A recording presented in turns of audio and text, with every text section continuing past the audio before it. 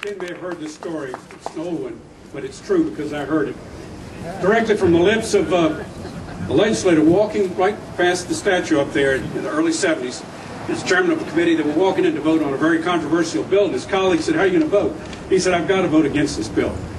He said, "Why?" He said, "Well, my mail is running 3-1 in favor of my position to oppose this bill." He said, "Well, how many letters did you get?" He said, 4. Ken is absolutely right. The next speaker I'm going to spend just a minute on, because he was the only legislator who had the courage to put his name on a pleading challenging an enactment of the General Assembly as unconstitutional.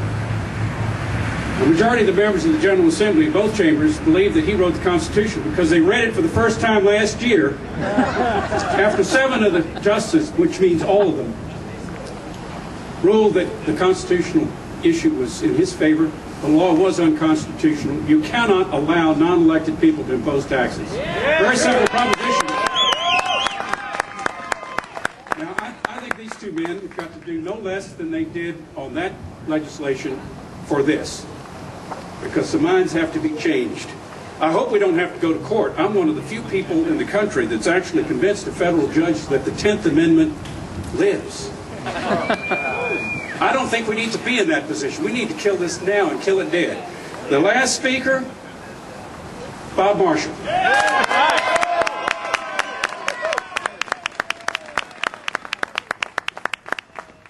Folks, thank you very much for coming here on this day. Let me give you some housekeeping things. First of all, my bill 1587 was originally sent to the Militia and Police Committee. It's going to be re-referred to the Committee on Transportation. So all of you who may have received an email from me to write your militia and police members, you got to set it in motion again and write the transportation folks.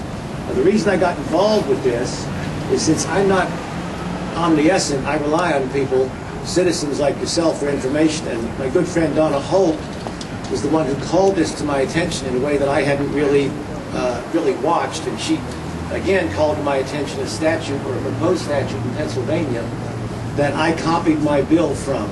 And this is largely a reversion of the Pennsylvania proposal down here in Virginia. And I've just got to say something. A group called Numbers USA is seriously misinforming the public about the actual meaning of this statute and the effect of the Real ID. And if you even bother to read their own literature about immigration, they acknowledge that even if all the provisions of the Real ID were followed, still 17 of 19 terrorists could have boarded the airplanes on September 11th and did what they did. Only 2 would have been barred.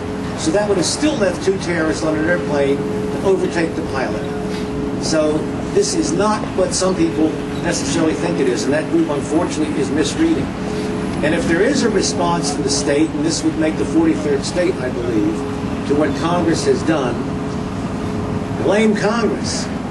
Because I'm convinced that the vetting process was somewhat deficient. Why do I say that? We were supposed to be in compliance about a year and a half ago. The Department of Homeland Security has granted to all 56 jurisdictions, states, and territories an extension for compliance. So they didn't get their timetable down correctly here.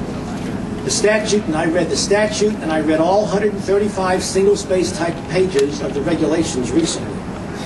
The statute talks about identification would be necessary, they call it a Real ID, and it's a very slick term, for entry into, quote, federal facilities, boarding federally regulated commercial aircraft, entering nuclear power plants, and this is the catchphrase that has got them in Dutch here, or any purposes that the Secretary shall determine.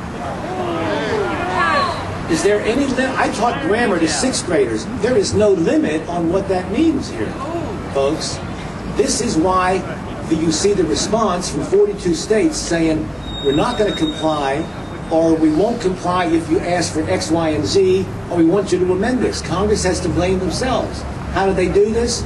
They attached a legislative provision, a separate standing bill, to an Appropriations Act that had nothing to do with this. Therefore, a bunch of people didn't really think about the consequences here. A number of states.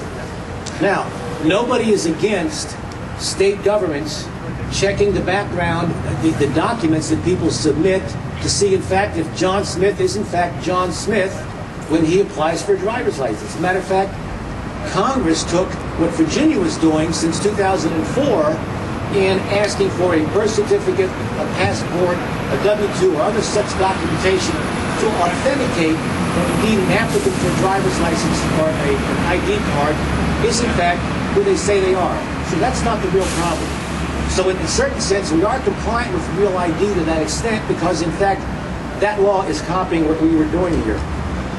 A number of states have said that they will not be involved with this. The regulations recently acknowledge that in fact states will still issue driver's licenses to illegal aliens. So this does not achieve the goal of Numbers USA. And they list 8 states that are doing that. It also says, when I read the regulations, one commentator said he was concerned about the expansion of the definition to include federally licensed firearms dealers and that residents of non-compliant states could be blocked from purchasing firearms. To my shock and horror, DHS did not directly address this concern.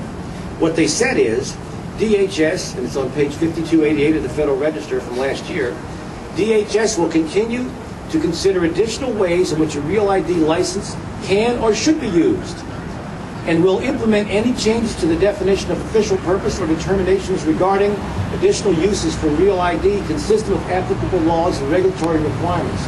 DHS does not agree that it must seek the approval of Congress as a prerequisite for changing the